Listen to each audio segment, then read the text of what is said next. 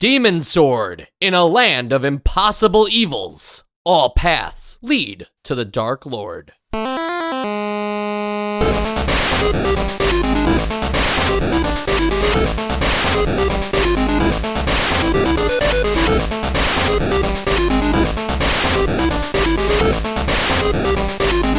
And welcome to Nostalgia, a chronological exploration of every NES game released in North America. I'm Mike.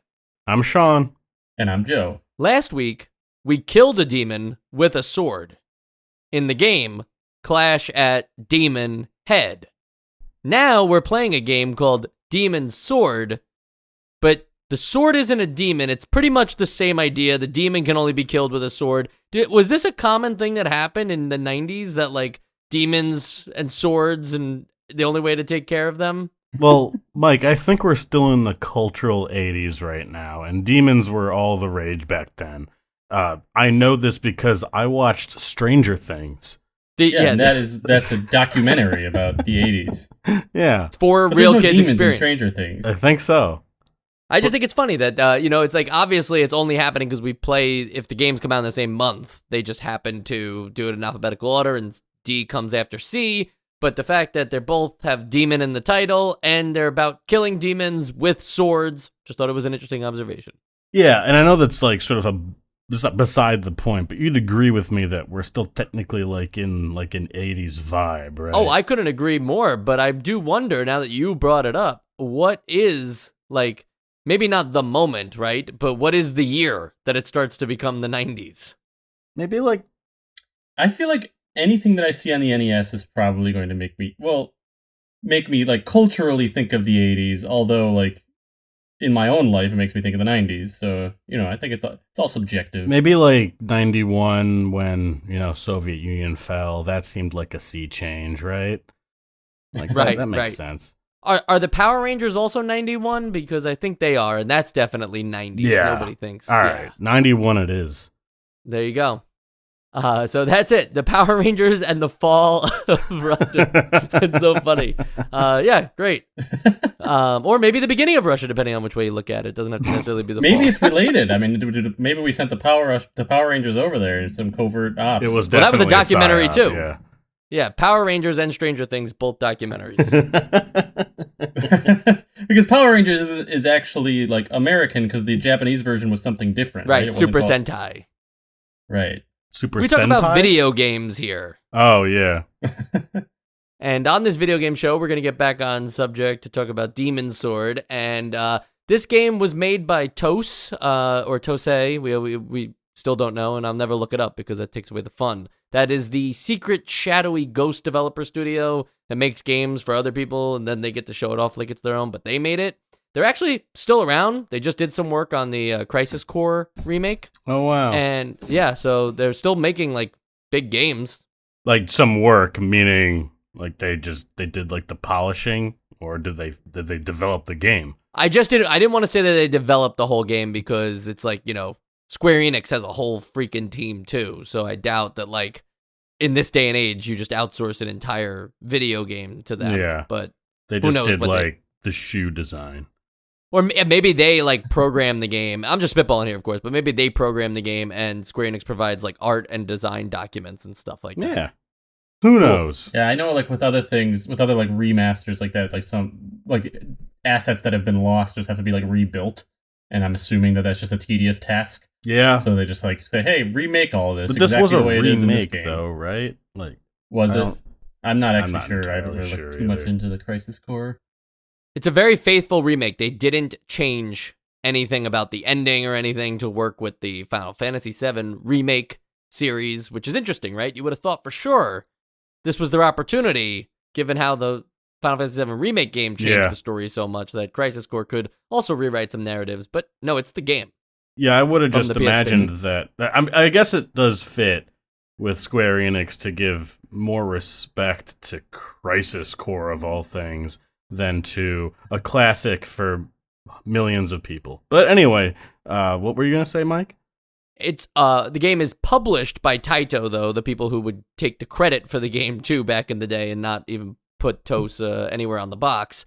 Taito, of course, a giant of the 70s and 80s arcade scene, but bringing Square Enix back into the fold, they were actually purchased by Square Enix in 2005 for a good sum of money, and so I just wanted to bridge that connection back to Crisis Core and Square Enix and Demon Sword, right? The game that we're definitely not Demon trying to Sword. avoid talking about. Yeah. Demon Sword is about a man named Victar, not Victor. Thought that was important. The A, they put it there, not me.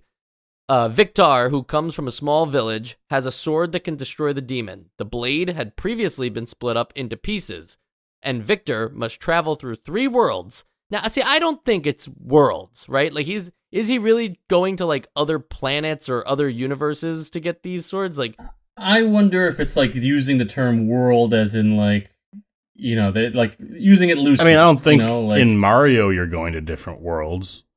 and yet they call it that. Yeah, I mean, I think it's... See, I would have thought Mario, you are going to different worlds, because that's, like, so much more, like, fantastical, I I suppose. guess.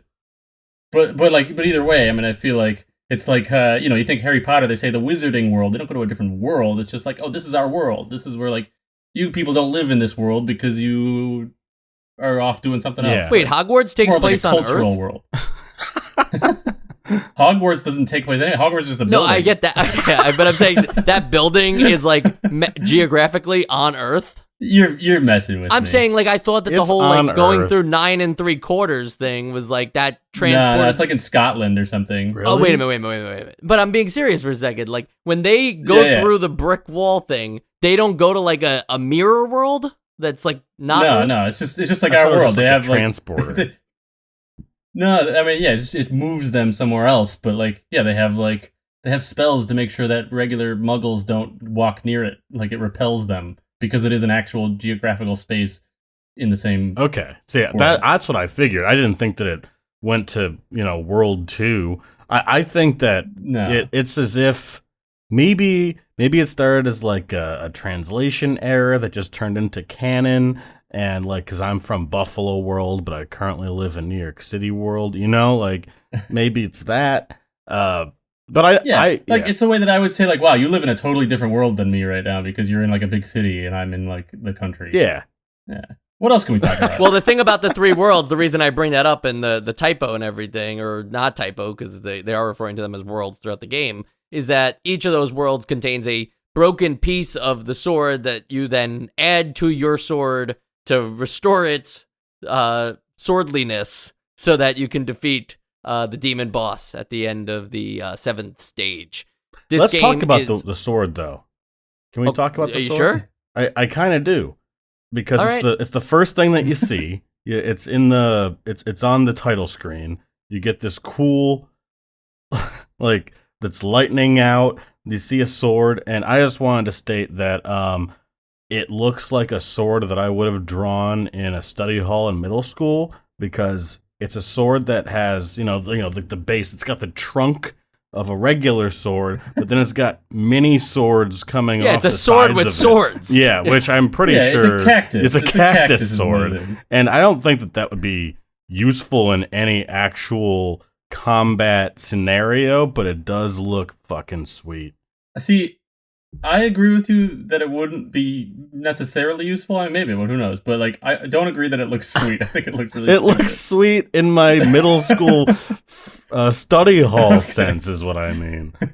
I see. And you never see that get, like, oh no, you do see it get added to the sword. So Yeah. at least there's, like, some in-game element to that too, because your sword just gets a little bit longer each time, Yeah, right? you start with like a hilt, Right. and then it gets larger as you move on. Well, I kind of like that conceit. If the sword is getting more powerful, then adding, like, a component in the game too of having a longer reach. I don't know if that's true, but like, it does. Having, like, some usefulness for the sword as you're going along, like that adds a lot for me. Yeah. Yeah. I mean, I think that functionally that's fine, and and I'll say too that the if it weren't for the more high fidelity art, I would think, based on the sprite work, that, like, that was just supposed to be, those extra swords was just supposed to be, like, energy beams coming out of it, or, like, it's so powerful that it's bursting. But then you see the actual art, and it's like, oh no, those are That's just metal. more Yeah. sword. Those are just, like, sword branches.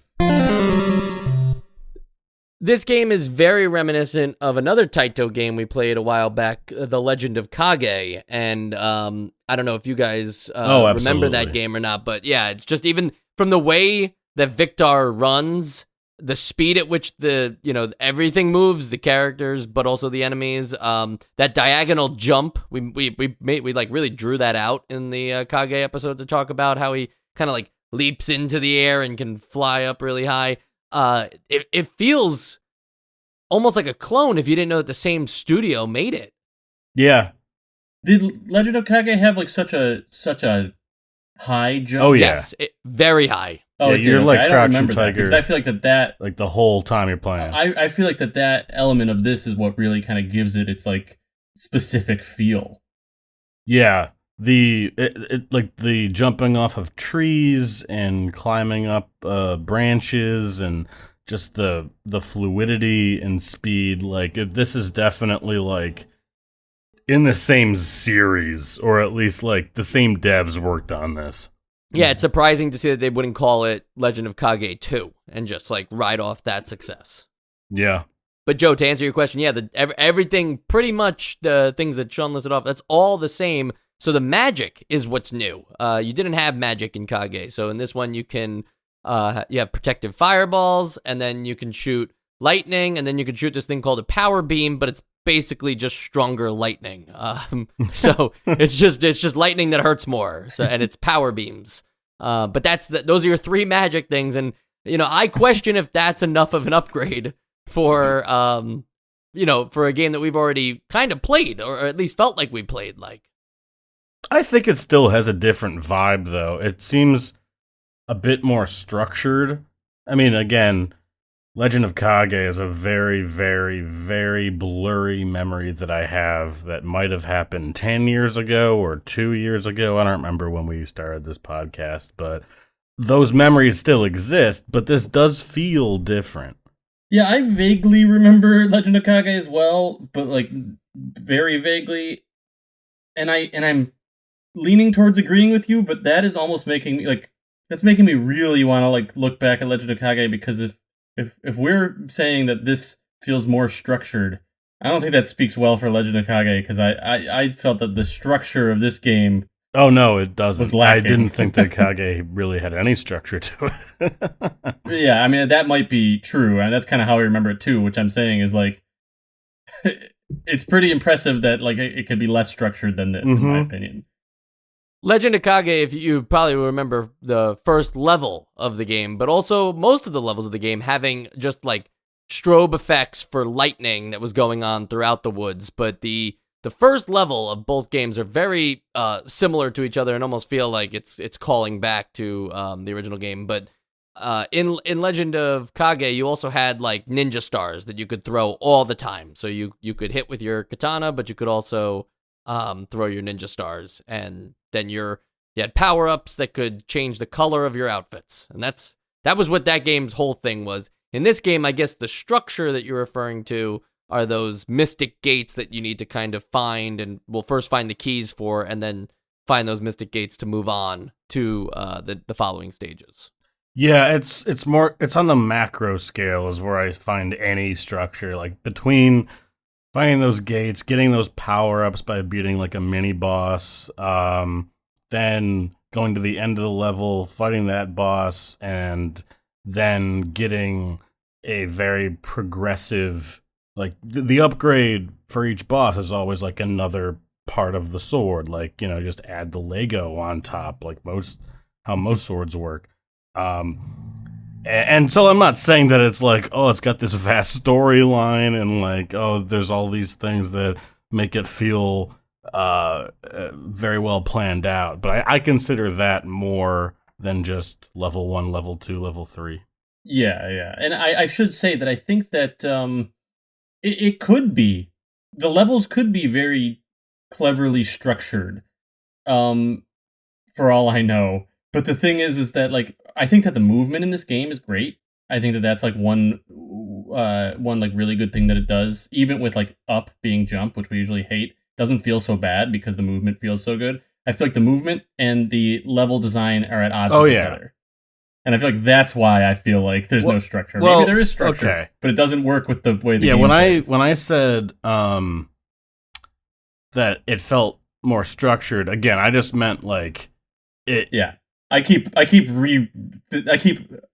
making up what you meant by structure. I know that's no, because the levels the themselves feel vast and almost too open, to the point where it felt at times like the level was repeating. Like I kept seeing the same patterns. Like there's no way to know where you are in this game. You just have to keep going in the direction that, like, probably just keep moving right. And I just don't know if it was repeating or if I was just... It was repeating, yeah. Okay, it was repeating until you fulfilled a certain, like, objective to then eventually hit the boss area, is what I'm imagining. Yeah, having... I thought it was just that, like, the door would be there, but you couldn't get through it until you found the key. Correct. The door is always there, you need the key. Okay. So, yeah, the level design, it's that repeatingness and how big everything is, that definitely fits with the movement. Otherwise, it definitely wouldn't feel as fluid because you keep jumping, like, you keep hitting shit. But yeah, you still feel like you don't really know what to do, where to go. I don't know if maybe you agree with that, Joe, but. Oh, absolutely. Yeah. I mean, I think that's exact. I mean, I think that you're kind of hitting exactly my thoughts. It's got a great sense of speed and action going on throughout the game, and I think if you are the person who just kind of takes off running and doing these large diagonal jumps, the first thing you'll notice is that it's weird that enemies can spawn literally anywhere, including out of the sky, but they also spawn diagonally, so it's not, like, convenient either. They're coming from nowhere, and they're going in odd directions. So you're dealing with that, but then if you just kept running and jumping, treating it like, say, a platforming style game, you don't really, like, take the time to understand the layout or explore to find the mystic gates or to know, like, what's going on. You're just dodging enemies and not sure, like, if them spawning is, like, in Legend of Kage, you had to kill, like, X amount of enemies to move on. That was their stage sequence thing. Was like, you can't move on to the next stage until you kill 10, right? In this game, they've changed that to try to, update it a little bit, or at least not make it so repetitive as just kill X number of enemies. But I actually think the whole, like, the speed at which the game wants you to play and the way in which enemies spawn doesn't really encourage this kind of, like, exploration thing that they might have been going for.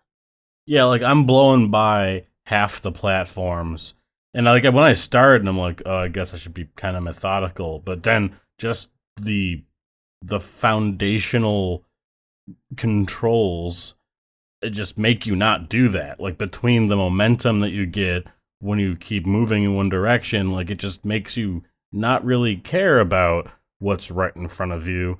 It makes you just want to keep moving. And so, yeah, if you're trying to explore and find a key, that's not really how they should have gone about it.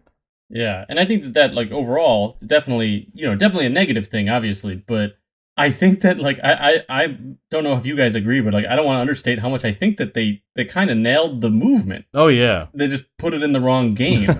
Like, it does feel good, like, you get that, like, anime, like, samurai or whatever, like, sort of, like, warrior that you're trying to go with, where it's like, oh, you're kind of, like, almost soaring through the levels because you're so agile and nimble and swift, and you're kind of, like, just swiping down enemies as you go. Like, you feel awesome. You feel cool. It just gets really boring really fast because there's no game built around it. Once you realize that the enemies are really never going to present, like, more of a challenge. Even bosses kind of don't really, like, fit into that gameplay style. But, like,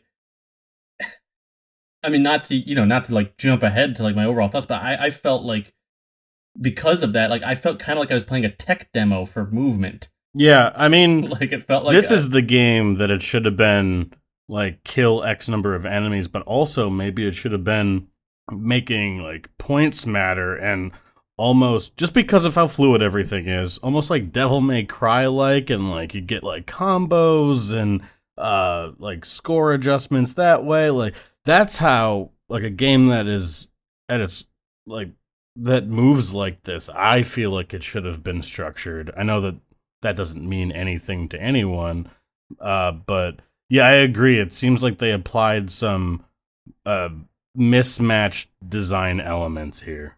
This game has the opposite problem of modern Sonic games, where modern Sonic games are all about, like, we want to make sure we can make him go fast, but you can still control him in these larger 3D open worlds. And so either he's not feeling fast at all because the worlds are way too large, or he's moving so fast that you're missing out on everything that's happening. You know, all the stuff that they poured into the game, you're just completing it in 2 minutes.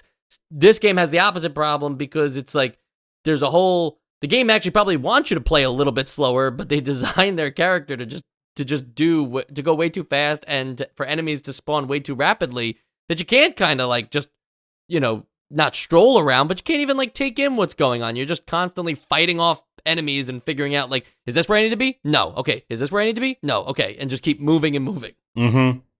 Yeah, and you can normally just bypass anything that's in your way. Like there's no platforming obstacles. You can just jump so high you just get past it. And enemies, I mean, you kill most of them in one hit, or you can just jump past them. There's no reason to not just rush to the boss. Yeah, I mean, you got to get a key, but otherwise, like.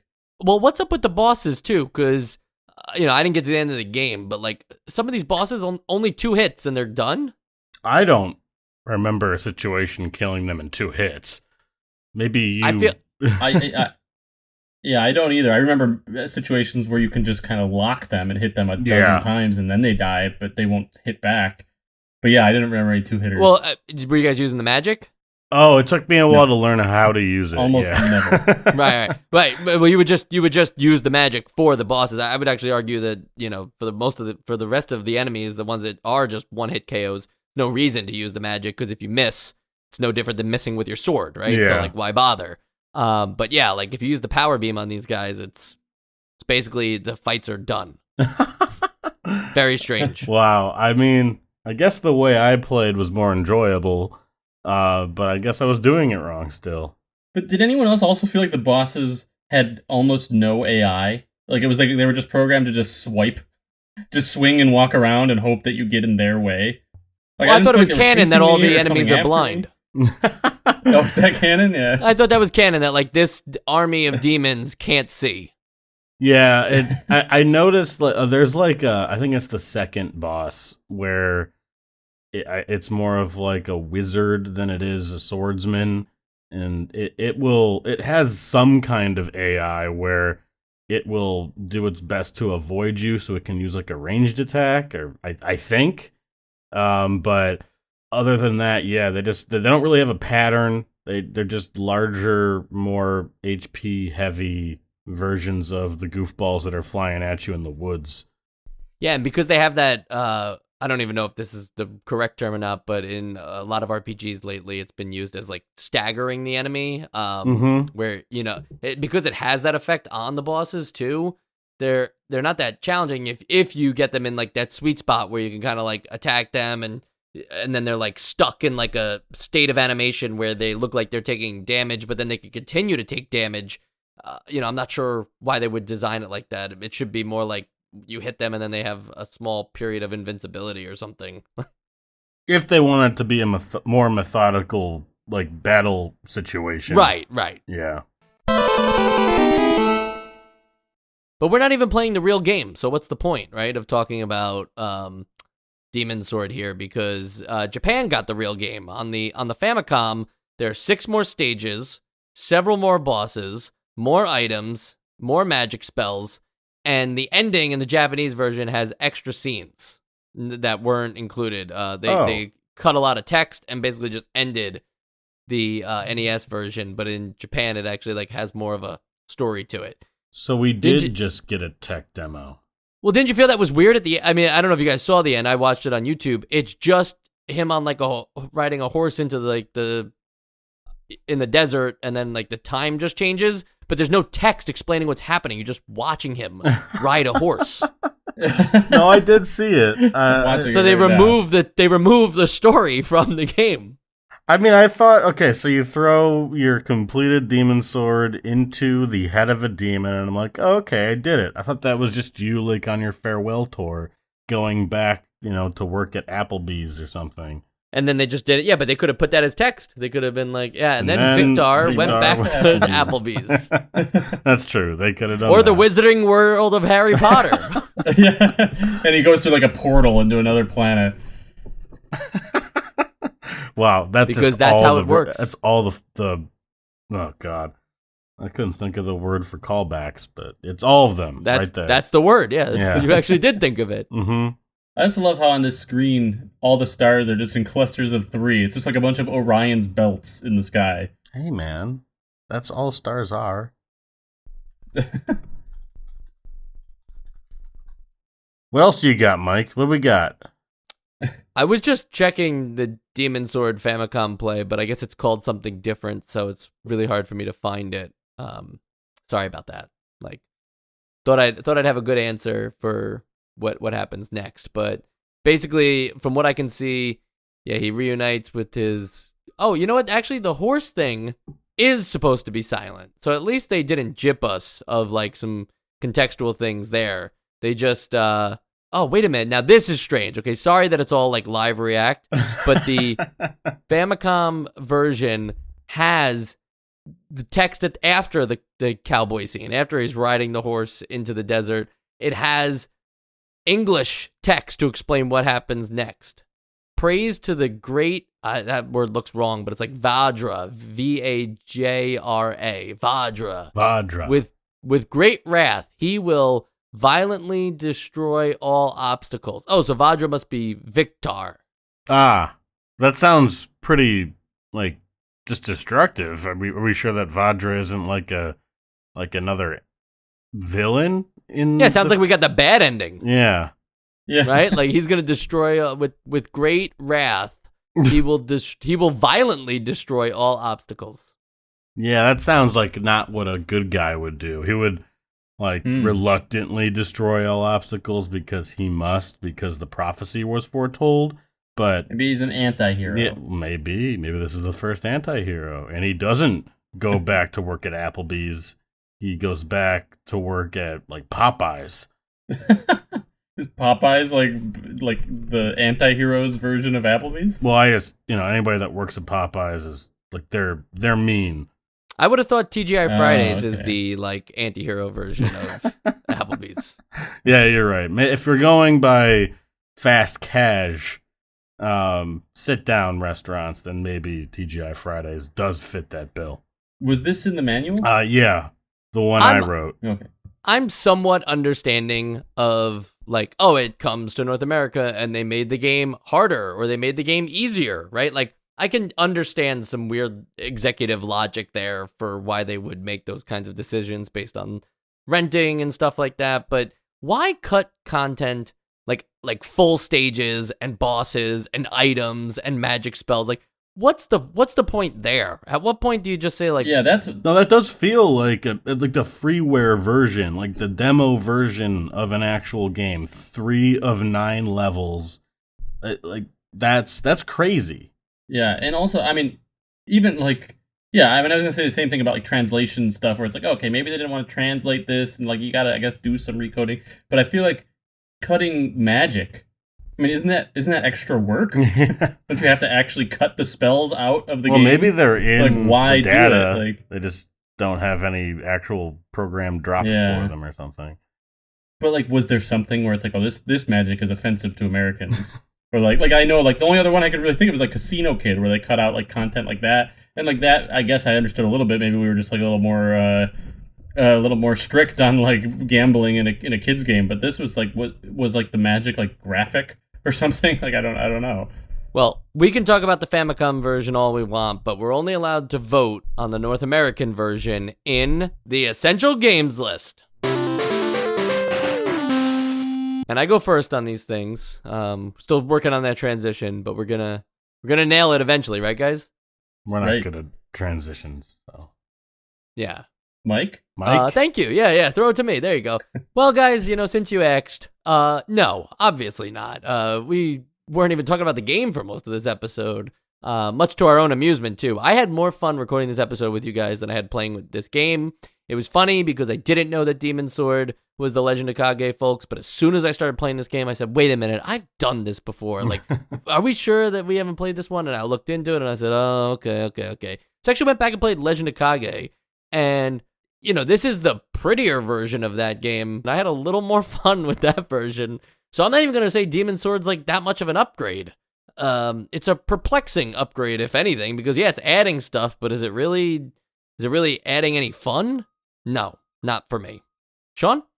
I will agree with you. This is a very pretty game. We didn't really talk too much about that. Again, we've basically come to the conclusion that this is a tech demo, even though we were joking about it. Like, if we're going to get a third of the content, I'm not calling this a full game.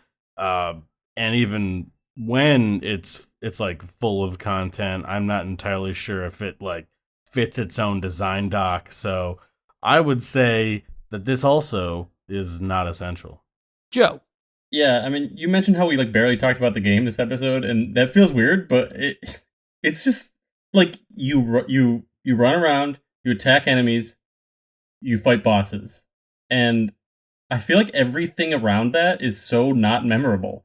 Like, it's hard to talk about this game. Like, what it's just like that's kind of the meat and potatoes of it, and I feel like this is one of the many, but like maybe one that's like very guilty of feeling unfinished. So definitely not essential on my part. And don't worry about us, struggling to talk about this game. We'll be talking about mini games. We still have many more games to cover. We've talked about mini games. You can check out all those past episodes if you haven't already, or never too early to just restart and try to catch up with us all over again.